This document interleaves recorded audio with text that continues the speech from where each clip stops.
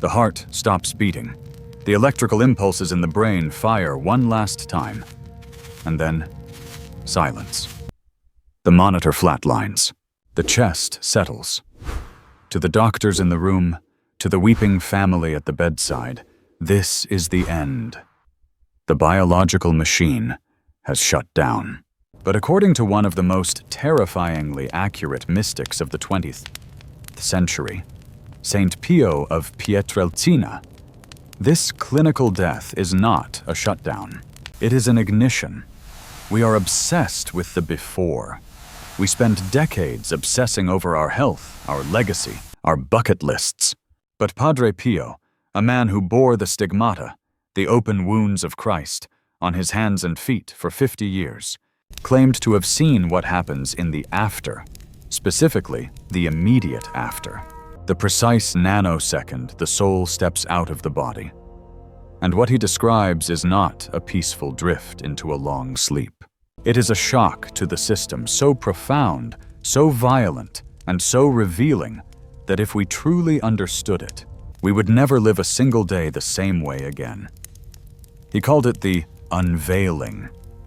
And the first thing you need to understand is the physical sensation of it.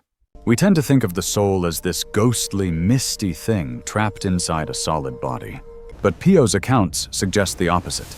The body is the heavy, suffocating coat. It is a cage of heavy bone and dying meat. You have worn this coat for so long, 70, 80 years, that you have forgotten you are wearing it.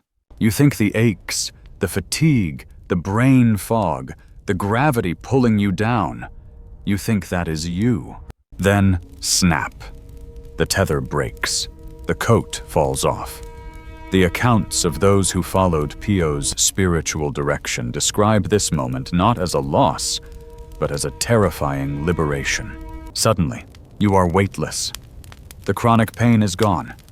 The exhaustion that has dogged you for years vanishes. But here is the catch. Here is the part that should make you tremble. When the body falls away, the buffer falls away too. Think about it.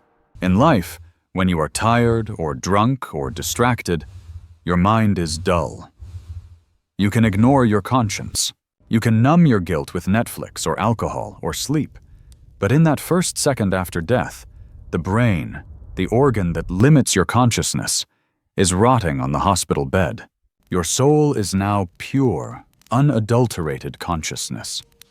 You are suddenly hyper-aware. You are more awake than you have ever been in your entire existence. The fog doesn't just lift, it evaporates instantly. And for a soul that has spent a lifetime ignoring reality, this sudden, blinding clarity isn't peaceful. It is disorienting. It is a shock of cosmic proportions. You are standing on the edge of a new dimension, trembling, confused, stripped of every single defense mechanism you spent a lifetime building. And this is where the fear sets in. The primal fear of the void. The fear of being absolutely, devastatingly alone in the dark. But the mysticism surrounding Padre Pio offers a detail here that changes everything. A detail that is both haunting and deeply comforting. You are not alone. You have never been alone.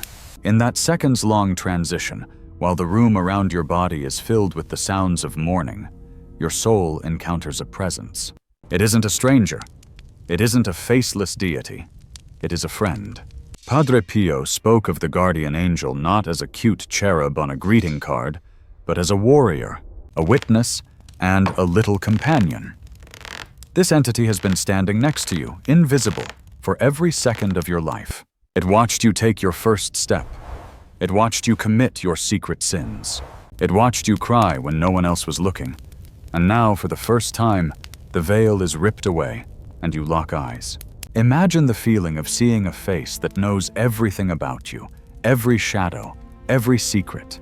And yet, looking into that face, you see absolutely no judgment. You see only familiarity. You see a radiant, protective power. This angel is the first checkpoint. It is there to stabilize you in the shock of the afterlife. It is there to say, "Do not be afraid, I am here. We have a journey to make." It guides you from the chaos of the deathbed into the structure of eternity. But the comfort is short-lived, because now the real work begins. The angel leads you to the threshold of what theology calls the particular judgment. But forget the courtroom dramas.